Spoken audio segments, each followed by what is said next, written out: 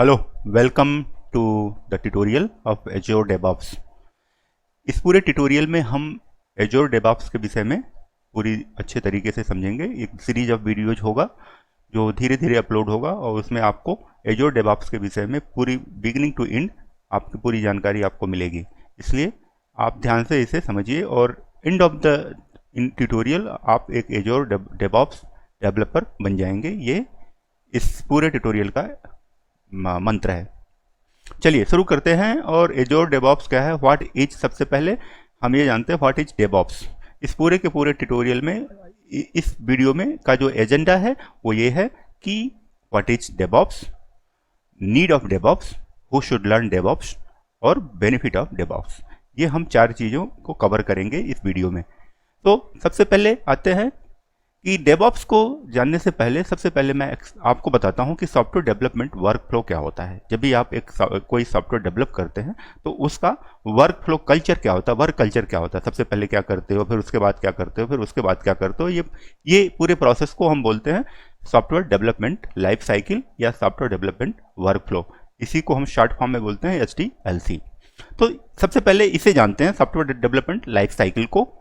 Software development life cycle में mainly जो part होते हैं वो आपकी स्क्रीन पे है।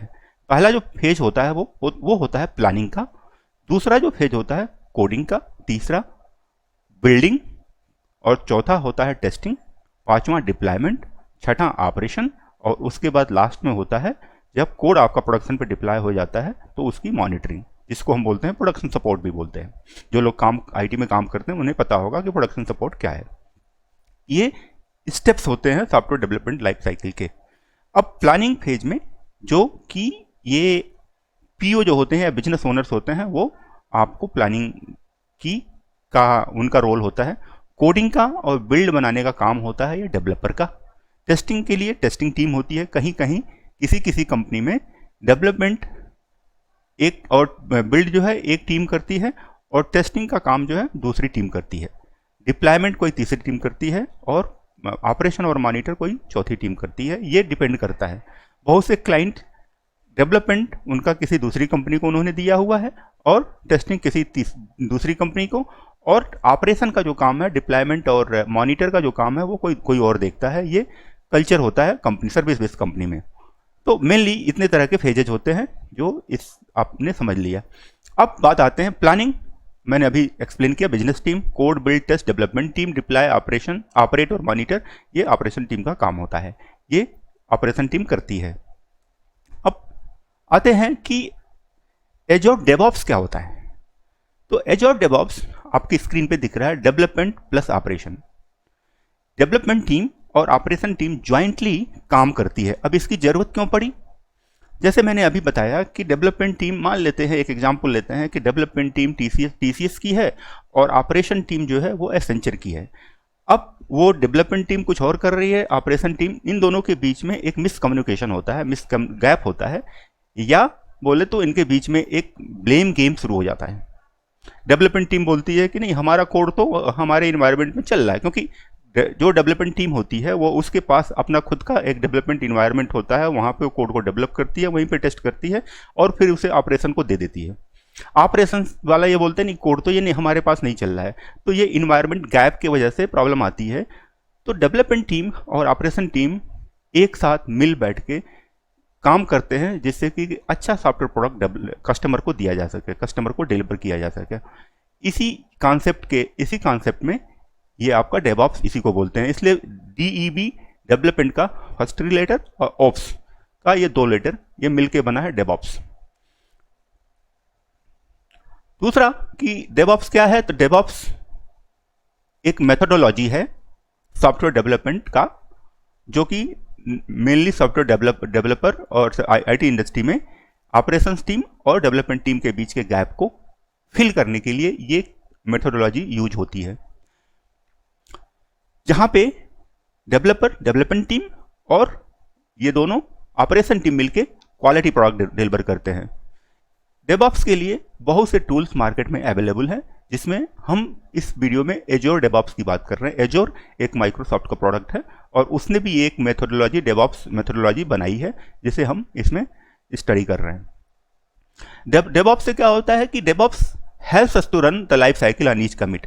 अगर आप डेवलपर कोई भी कोड में चेंज किया तो उसकी पूरी लाइफ साइकिल, अब मैं पूरी लाइफ साइकिल की बात कर रहा हूँ, तो डेवलपर ने कोड चेंज किया, उसे टेस्टिंग हुआ, टेस्टिंग होने के बाद से डिप्लॉयमेंट हुआ, वो हर एक कमिट पे होता है। ऐसा नहीं कि डेवलपर अपने इन्वायरमेंट में टेस्ट करके बिल्ड बना के और टेस्टर को दिया, टेस्टर उसे टेस्ट किया और फिर वो टेस्टर जो है आपको डिप्लॉयमेंट टीम को या ऑपरेशन टीम को दे देगा। ऐसा नहीं, यहाँ पे ईच लाइफ साइकिल, पूरी की पूरी लाइफ साइकिल वो एक ही कमिट पे होती है। तो कोड कमिट हुआ तो पूरा ऑटोमेटेड प्रोसेस के थ्रू सारे प्रोसेसेस हो जाएंगे। तो ये डेवऑप्स के बेनिफिट्स हैं, डेवऑप्स का बेनिफिट यही है। दूसरा, कौन कौन डेवऑप्स को लर्न कर सकता है? तो देखिए, कोई भी बंदा जो सॉफ्टवेयर डेवलपमेंट लाइफ साइकिल का पार्ट है उसे इसे सीखना चाहिए।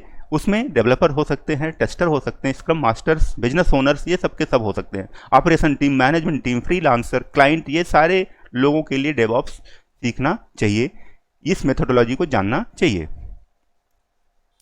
अब बात करते हैं कि बेनिफिट ऑफ डेवऑप्स। डेवऑप्स के क्या बेनिफिट हैं? सबसे पहली तो fast delivery, no blame game, दोनों टीम के बीच में कोई भी कॉन्फ्लिक्ट नहीं, कोई ब्लेम गेम नहीं चलेगा। और ये रिड्यूस टाइम को रिड्यूस करता है। ये टाइम को कैसे रिड्यूस करता है? डेवलपर टेस्ट करता है, फिर उसे बिल्ड करता है, और बिल्ड बनाने में कोई प्रॉब्लम आ गई तो फिर वो टेस्टिंग में जाएगा, वहाँ पे फेल हो जाएगा, या टेस्ट टीम भी बिल्ड बना के ऑपरेशन टीम को देती है, फिर वो प्रोडक्शन पे डिप्लॉयमेंट होता है। इस पूरे प्रोसेस में कहीं पे भी किसी से भी गलती हो सकती है, इसलिए और होती ही है, गलती हर बार होती है और इसमें काफ़ी टाइम जाता है। तो ये पूरे के पूरे प्रोसेस को ऑटोमेट करता है, जिससे कि हमारा टाइम बचता है। और सिंगल क्लिक रोल बैक, अगर पूरे के पूरे कोड में कोई प्रॉब्लम है, उसे हमें रोल बैक करना है तो हम आसानी से रोल बैक कर सकते हैं। और अगर हम ये प्रोसेस फॉलो नहीं करेंगे तो रोल बैक के लिए स्क्रिप्ट लिखनी पड़ती है, फिर वो उस स्क्रिप्ट को, रोल बैक स्क्रिप्ट को टेस्ट करनी पड़ेगी। मान लीजिए आपने 10 स्क्रिप्ट में चेंज किया, 10 स्क्रिप्ट में चेंज करने के बाद से आपने प्रोडक्शन पे डाल दिया और उसमें कुछ प्रॉब्लम आ गई, हमें पूरे कोड को रोल बैक करना है। और रोल बैक के लिए आप स्क्रिप्ट लिखेंगे, मैनुअली लिखेंगे, और उस स्क्रिप्ट में कोई प्रॉब्लम आ गई तो मान लीजिए 10 चेंजेज हैं, 10 चेंजेज में 8 ही रोल बैक, 2 ऑलरेडी प्रोडक्शन पे पड़े हुए हैं, तो वो प्रॉब्लम होता है। तो इसमें रोल बैक भी एक इम्पॉर्टेंट फैक्टर है, इसलिए रोल बैक ये अच्छे से करता है, यहाँ पे आराम से कर सकते हैं। और दूसरी बात ये कि क्वालिटी प्रोडक्ट सॉफ्टवेयर डिलीवरी ही इसका मकसद है। और टीम के बीच में कोलैबोरेशन अच्छा रहता है, डेवलपमेंट टीम टेस्टर के साथ, टेस्टिंग टीम ऑपरेशन के साथ, या ऑपरेशन टीम टेस्टिंग टीम, ये एक कोलैबोरेशन है ज्वाइंटली। एजिलिटी, और एजिलिटी का मतलब ये है कि सिंगल कमिट, एक कमिट पे ही सारा का सारा रिफ्लेक्ट हो जाता है। ईजी टू यूज, इसे यूज करना बहुत ही आसान है।